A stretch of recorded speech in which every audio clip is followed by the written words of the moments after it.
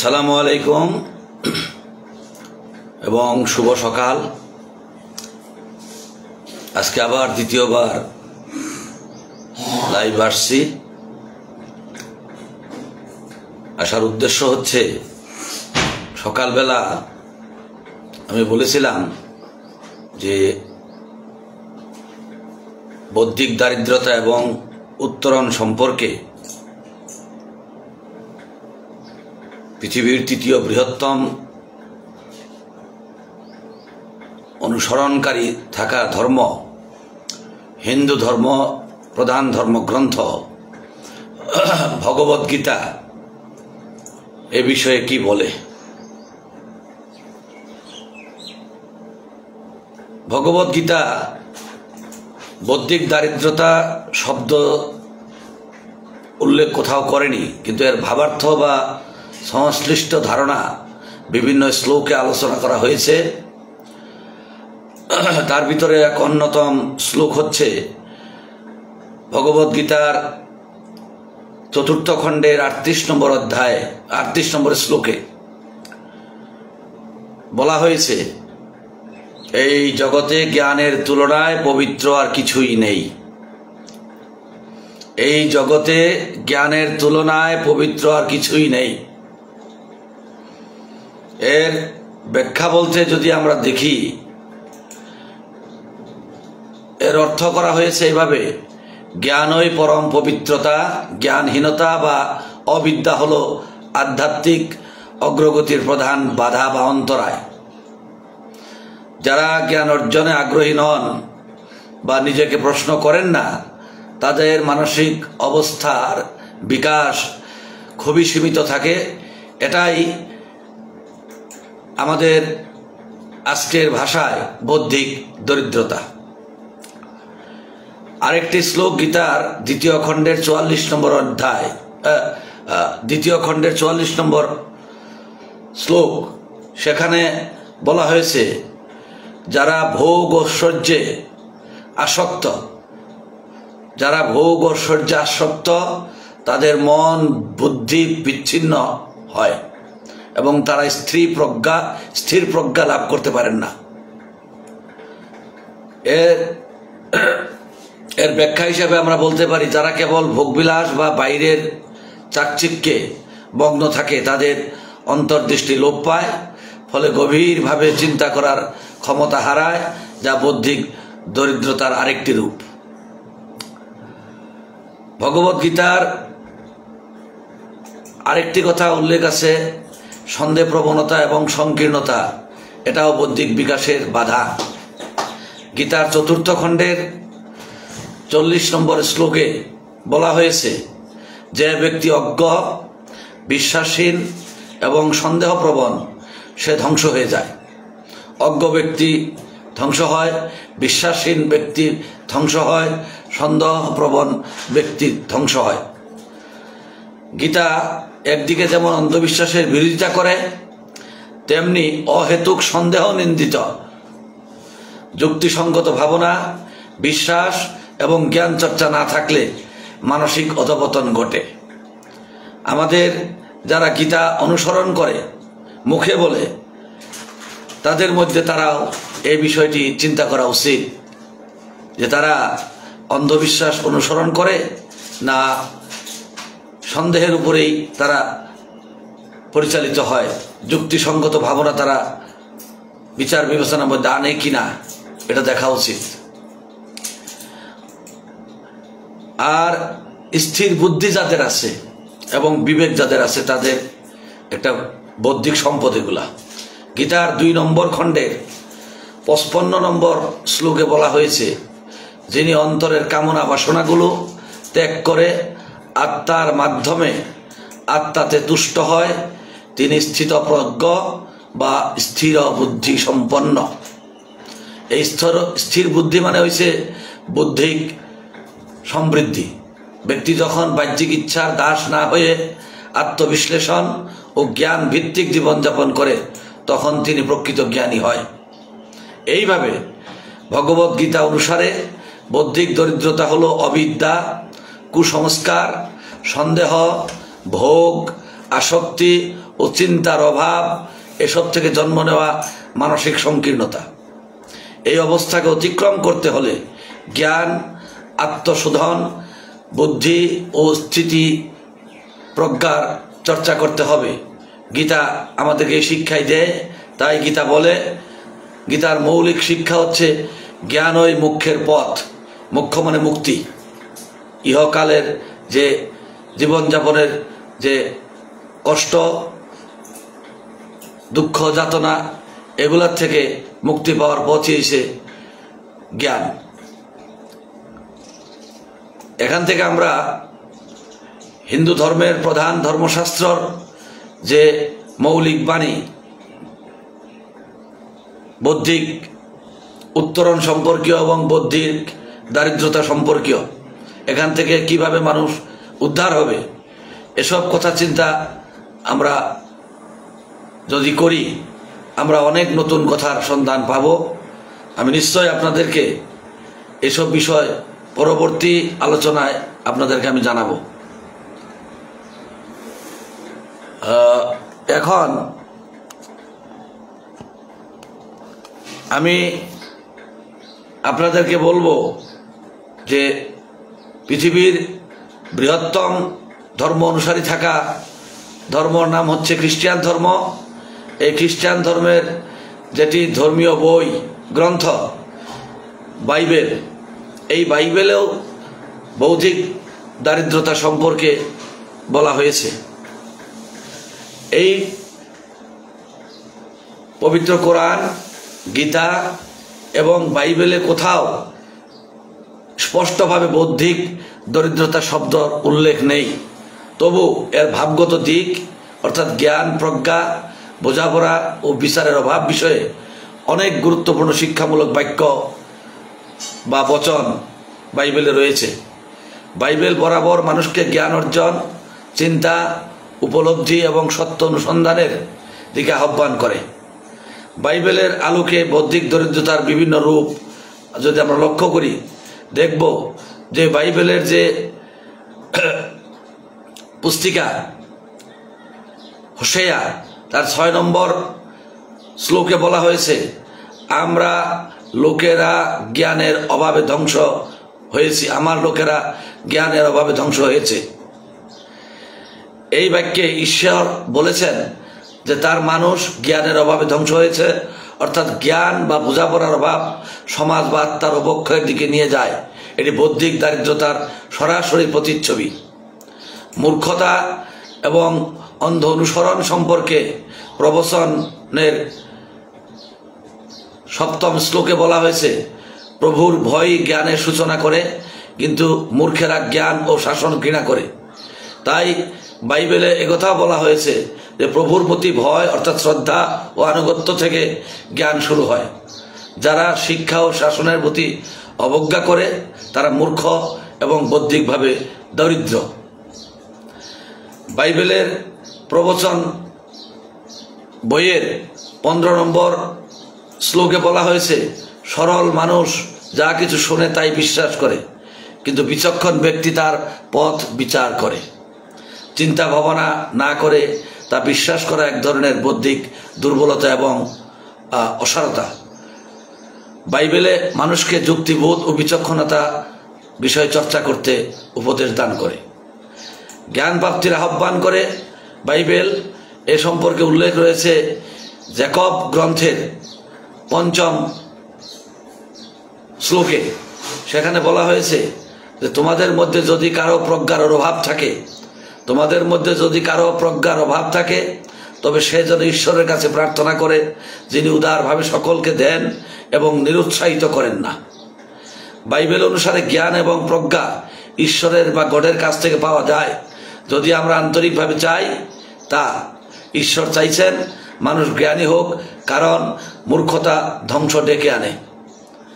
বাইবেলের মথি গ্রন্থে 13 নম্বর শ্লোকে বলা হয়েছে, তারা দেখে না, শোনে না, বোঝে না, এজন্য আমি তাদের সঙ্গে উপমার মাধ্যমে কথা বলি। যীশুখ্রিস্ট বলেছেন যে কিছু মানুষ দেখেও না বোঝে, শুনেও না শুনে, অর্থাৎ তাদের বৌদ্ধিক উপলব্ধিই নেই, যা আধ্যাত্মিক দৃষ্টিকোণের অনুপস্থিতি সূচনা করে। এই বাক্যটি আমি কোরআনের কিছু সকালবেলা বৌদ্ধিক উত্তরণ সম্পর্কীয় আলোচনাতে এই বাক্যর হুবহু আরেকটি বাক্য কোরআনে আমি দেখেছি। আপনারা এটাকে একটু তুলনামূলকভাবে অধ্যয়ন করবেন। বাইবেলের অনুযায়ী বৌদ্ধিক দরিদ্রতা হয়েছে জ্ঞান না চাওয়া বা অবজ্ঞা করা, মূর্খতা ও অন্ধবিশ্বাস, চিন্তাহীন জীবনযাপন এবং আত্মিক উপলব্ধির অভাব। তাই বাইবেল মানুষকে আহ্বান করে যাতে তারা জ্ঞান, প্রজ্ঞা ও নৈতিক বুদ্ধির অনুসন্ধান করে এবং ঈশ্বরের কাছে জ্ঞান প্রার্থনা করে। প্রকৃত জ্ঞান ঈশ্বর ভীতির মাধ্যমেই অর্জিত হয়। আমি এখন আরেকজন বিশ্ববরেণ্য জ্ঞানী মনীষীর বৌদ্ধিক দরিদ্রতা এবং বৌদ্ধিক উত্তরণ সম্পর্কীয় দৃষ্টিভঙ্গি সম্পর্কে আলোচনা আপনাদের সামনে উপস্থাপন করব।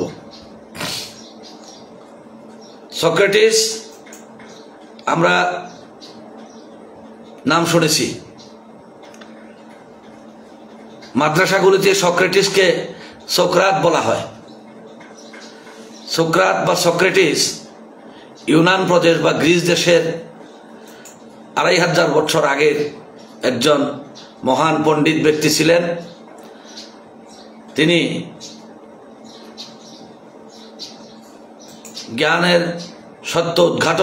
জ্ঞানের জরিয়তে সত্য উদ্ঘাটনের নিরলস প্রচেষ্টা চালিয়ে গেছেন। সক্রেটিসের একটা বিখ্যাত উক্তি হচ্ছে, I know that I know nothing. I know that I know nothing. সক্রেটিসের এই বিখ্যাত উক্তিকে আমি বাংলায় বললে এভাবে হবে, আমি জানি যে আমি কিছুই জানি না। আমি জানি যে আমি কিছুই জানি না। এই জ্ঞানহীনতার স্বীকৃতি যে দিতে পারবে, সেই জ্ঞানের পথে প্রথম পা বাড়াইল। সক্রেটিসের এই দৃষ্টিভঙ্গি থেকে যে ব্যক্তি নিজেকে সর্বজ্ঞ ভাবেন, তিনি প্রকৃতপক্ষে সবচাইতে অজ্ঞ। প্রকৃত জ্ঞানী সেই ব্যক্তি যে নিজ অজ্ঞানতার উপলব্ধি করতে পারে। তাই বৌদ্ধিক দরিদ্রতা হলো নিজ অজ্ঞতাকে বা অজ্ঞানতাকে না চেনা বা না মানা। এই সক্রেটিস পৃথিবীর বুদ্ধির ইতিহাসে, জ্ঞানের ইতিহাসে জ্ঞান জগতের তাজের মতো বা মুকুটের মতো। সক্রেটিস বিশ্বাস করতেন কি যে an unexamined life is not worth living. একটি অপরীক্ষিত জীবন জীবনের যোগ্য নয়। একটি অপরীক্ষিত জীবন জীবনের যোগ্য নয়। এর ব্যাখ্যা হচ্ছে এরকম, চিন্তা না করে, প্রশ্ন না করে, অন্ধভাবে বিশ্বাস করে চলা মানে বৌদ্ধিক দীনতা বা দৈন্য। সক্রেটিস প্রতিটি বিশ্বাস ও আচরণকে প্রশ্ন করতেন, যুক্তির কোষ্ঠী পাথরে পরীক্ষা করতেন। যিনি নিজ জীবন ও বিশ্বাসগুলো বিশ্লেষণ করেন না, তিনি চিন্তাহীন ও অন্তঃসার শূন্য। সক্রেটিসে তিনি বৌদ্ধিক উত্তরণের পদ্ধতি সম্পর্কেও তিনার দৃষ্টিভঙ্গি ব্যাখ্যা করে গেছেন। সেই দৃষ্টিভঙ্গির নাম ডায়ালেকটিক মেথড বা দার্শনিক সংলাপ। সক্রেটিস শিক্ষাদানের জন্য এক বিশেষ পদ্ধতি ব্যবহার করতেন, যাকে আমরা সক্রেটিক পদ্ধতি বলে জানি। সেখানে প্রশ্নের মাধ্যমে ছাত্রদের নিজ চিন্তাকে বিশ্লেষণ করতে বাধ্য করা হয়েছিল বা করতেন তিনি। তার উদ্দেশ্য ছিল অজ্ঞানতাকে প্রকাশ করা, ভুল ধারণা ভেঙে ফেলা, সত্য উপলব্ধির পথ তৈরি করা। এই অজ্ঞানতা দূর করার জন্য আত্মজ্ঞানের প্রয়োজন, সেলফ নলেজের দরকার। এর গুরুত্ব সম্পর্কে সক্রেটিস বলছিলেন, নো দাই সেলফ, নিজেকে জানো, নিজেকে জানো। গতকাল আমি এ সম্পর্কে বাউলদের একটি গান আমি এই ফেসবুক লাইভে একটু গুনগুন করেছিলাম। আবার বলি, সক্রেটিসের এই ধারণাটি আমরা বাউল এবং সুফিবাদী দর্শনে তার প্রতিফলন আমরা দেখতে পাই। আপনারে চিনতে পারলে রে যাবে অচেনারে চেনা, ও যার আপন খবর আপনার হয় না। এই কথাটি সক্রেটিস তার আত্মজ্ঞান দর্শন অর্জনের গুরুত্বর সাথে ব্যাখ্যা করতেন। বৌদ্ধিক দরিদ্রতা দূর করার প্রথম ধাপ হচ্ছে নিজের সীমাবদ্ধতা কি এবং অজ্ঞানতাকে চেনা, এটাকে জানা এবং আত্মবিশ্লেষণ করা, অন্তর্দৃষ্টি এবং চিন্তন এই পথে অত্যন্ত জরুরি বলে মনে করি এবং সক্রেটিসও তাই মনে করতেন। নৈতিক শিক্ষা এবং জ্ঞানের মধ্যে এক ওতপ্রোত সম্পর্ক স্থাপন করেছিলেন সক্রেটিস। তাই সক্রেটিস বলেছিলেন, জ্ঞানই গুণ, নলেজ ইজ ভার্চু।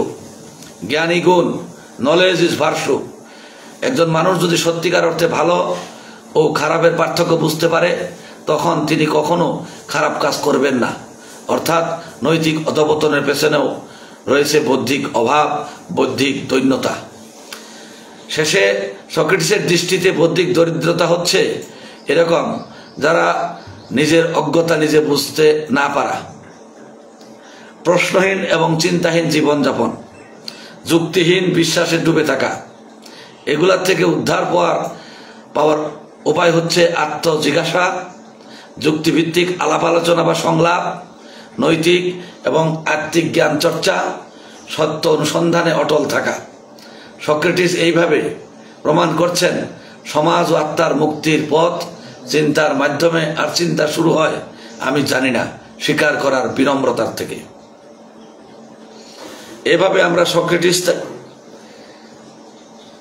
সক্রেটিসের চিন্তা থেকেও, তিনার বক্তব্য থেকেও, তিনার দর্শন থেকেও আমরা বৌদ্ধিক দরিদ্রতা এবং বৌদ্ধিক উত্তরণের পথ সম্পর্কে আমরা পথ নির্দেশনা পাই। এই সমস্ত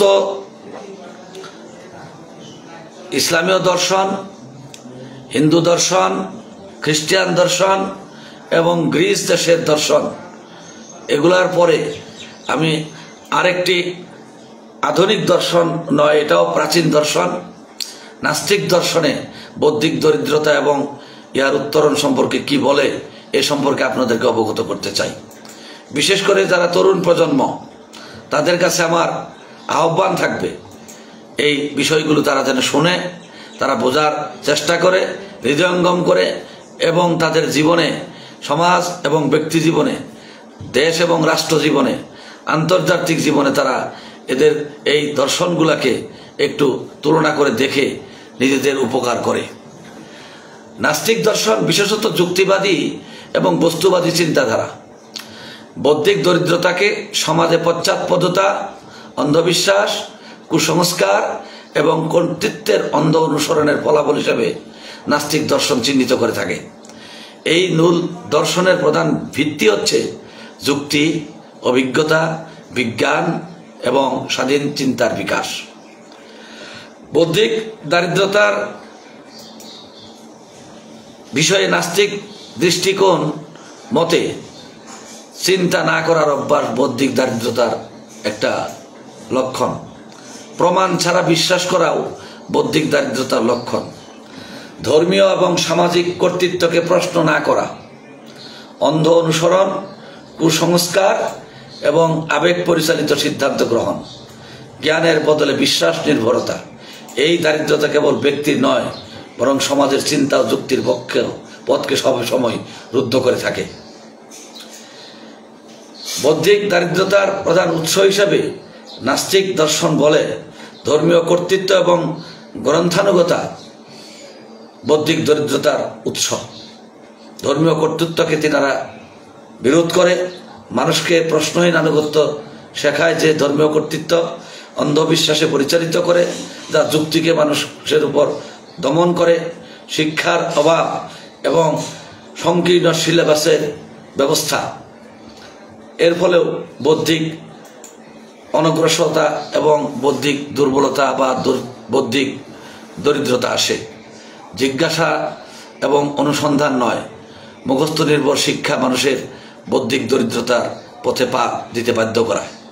চিন্তাকে ভয় করে যখন, ভিন্ন মত বা নাস্তিক্যবাদকে যারা ভয় ও সামাজিকভাবে নিষেধ করে, তাদেরকেও এই ব্যাপারটাও কেউ বৌদ্ধিক পশ্চাৎপদতা বা বৌদ্ধিক অনগ্রসরতা বা বৌদ্ধিক দরিদ্রতার কারণ হিসেবে নাস্তিক্যবাদী চিন্তাধারা ব্যাখ্যা করেন। রাষ্ট্রীয় এবং রাজনৈতিক উদ্দেশ্য দিক থেকেও কর্তৃত্ববাদী শাসন যারা করেন তেনারা সচেতনভাবে এই মূর্খতা জারি রাখে। বৌদ্ধিক দারিদ্রতার উৎস নাস্তিকদের মতে ধর্মীয় কর্তৃত্ব, শিক্ষার অভাব, চিন্তার ভয়, রাষ্ট্রীয় হস্তক্ষেপ। শেষে নাস্তিক দর্শন বৌদ্ধিক দারিদ্রতাকে এক প্রকার চেতনাহীনতা বলে এবং পরাধীনতা হিসেবে ব্যাখ্যা করে, যা মানুষকে নিশ্চিন্তার অধিকার থেকে বঞ্চিত করে। এই দর্শন মানুষকে মুক্তির পথ দেখায় যুক্তির মাধ্যমে, আত্মবিশ্বাসের মাধ্যমে এবং প্রমাণ নির্ভর ও মানবিক দৃষ্টিভঙ্গির মাধ্যমে। নাস্তিকতা বলে জ্ঞানী মুক্তি সন্দেহই সূচনা আর প্রশ্নই উত্তরণের প্রথম ধাপ। গতিকে আমি শেষে আপনাদের কাছে একটি কথা রাখবো যে এই যে আমরা 4-5টি ধর্মীয় এবং বৌদ্ধিক দৃষ্টিকোণ থেকে আমরা বৌদ্ধিক অনগ্রসরতা বা বৌদ্ধিক দারিদ্রতা এবং উত্তরণ সম্পর্কীয় কথাগুলো আলাপ করলাম, এখানে কয়েকটি দিক আপনারা লক্ষ্য রাখবেন। যুক্তি, প্রমাণ, চিন্তা,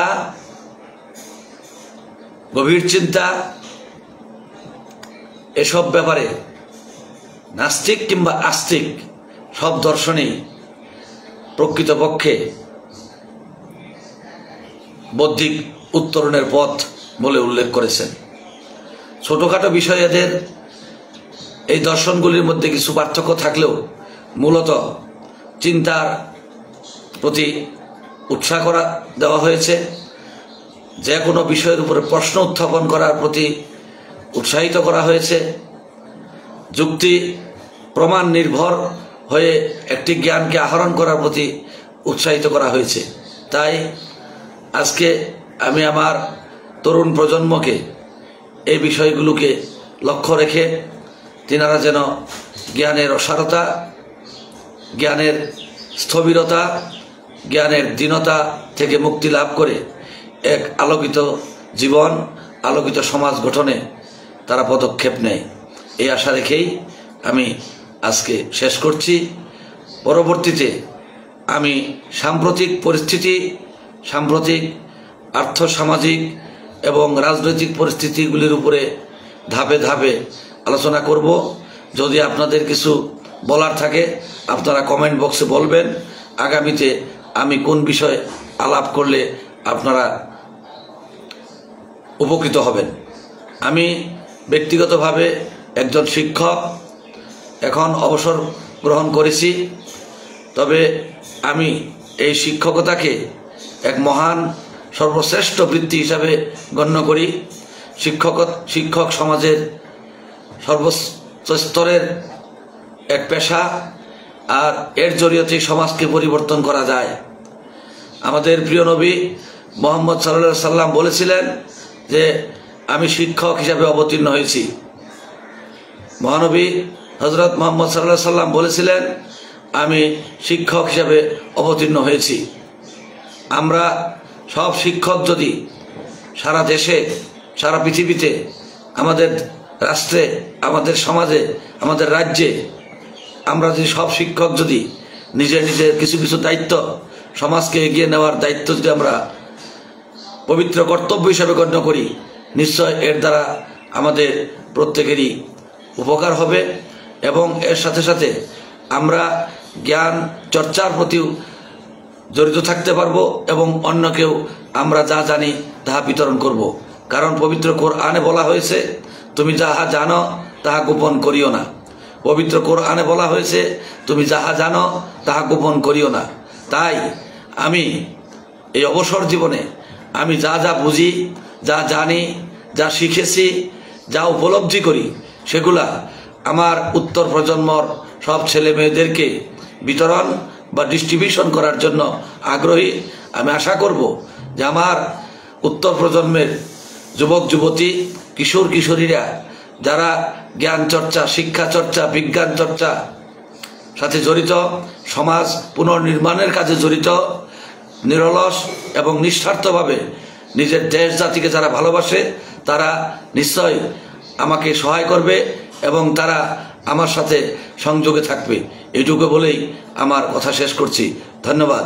ভালো থাকুন সবাই, সুস্থ থাকুন সবাই, সবাই দীর্ঘজীবী হন।